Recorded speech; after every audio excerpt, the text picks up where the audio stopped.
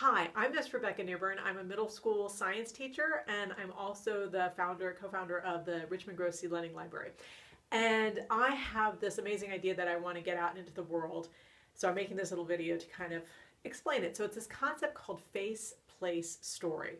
And the idea came to me from my seed teacher, Bill McDorman, who's really talking about what's an heirloom. And an heirloom is something that has a face and a place and a story attached to it. And so when we save our seeds or eat fruits and vegetables that really have a face and a place and a story attached to them, we're really more connected with the foods, and we're more willing to steward and shepherd those seeds for future generations. But I feel like this concept of face, place, story really applies to everything that we do.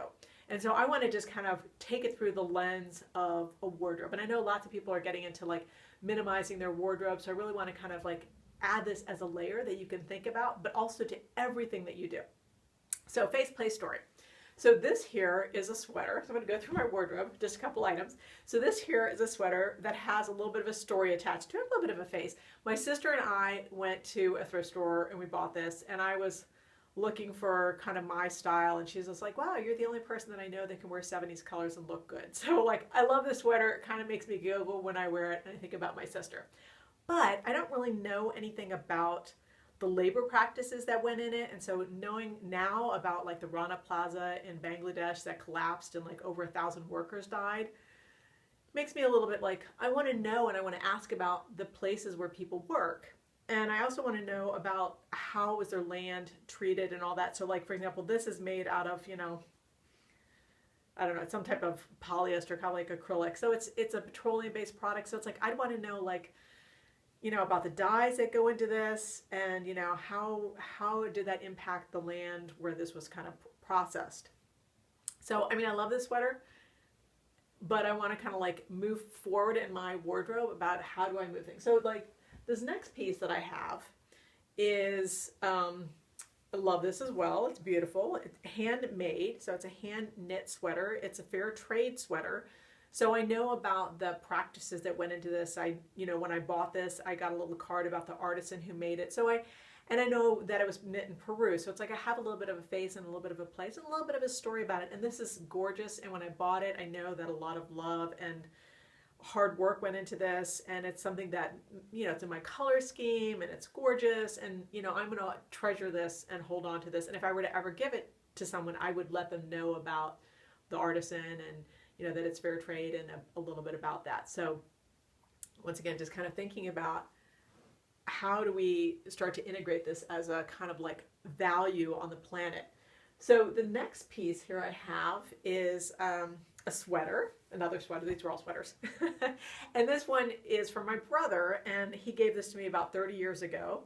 He got it when he was traveling in South America. So this one is from Ecuador up in the highlands, from the indigenous people up there. And so this is what we call, so that was a fair trade, and this is what we call a direct trade. So he bought this, from someone, and so really it has more of like a cultural connection to it, as well as obviously love it because it came from my brother and it was a gift. And, like I said, when something's well made and beautiful and about the story and it matches your colors and makes you happy when you wear it, really like, how do we go from a world where we just buy things and we really aren't mindful of the practices that went into it or the labor that went into it or anything. We just buy it because it's cute or it's in fashion and it caught our attention. But when we really look at that as kind of a cultural, as a value on the planet, it can really shift things. And so the things that I have, like I said, this is 30 years old. It's still beautiful. So, just thinking about that as, a possibility that we can have. But not just to limit it to our clothes. It can be everything. Like go into a store and ask.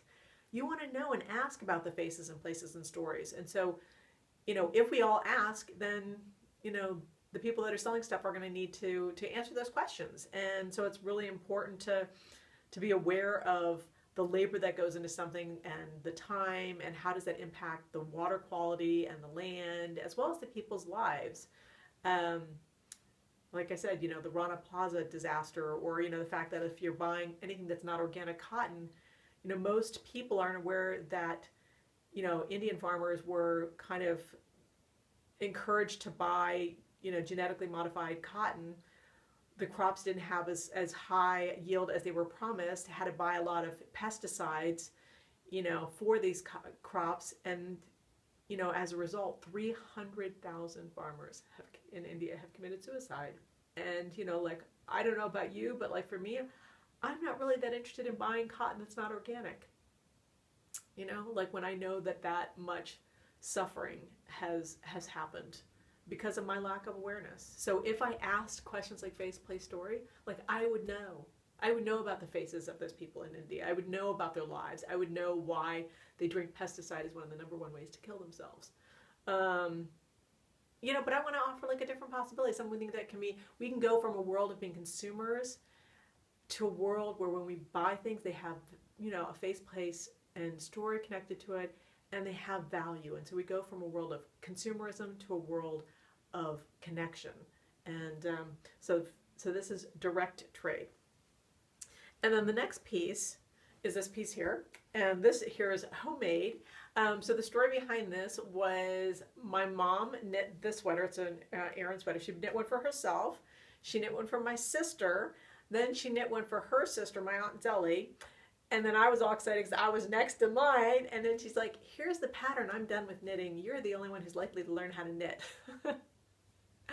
So a couple of years ago, I was at my house, my mom's house, visiting, and she's like, is there anything, that you need from your old bedroom? And I'm going through and I found this sweater.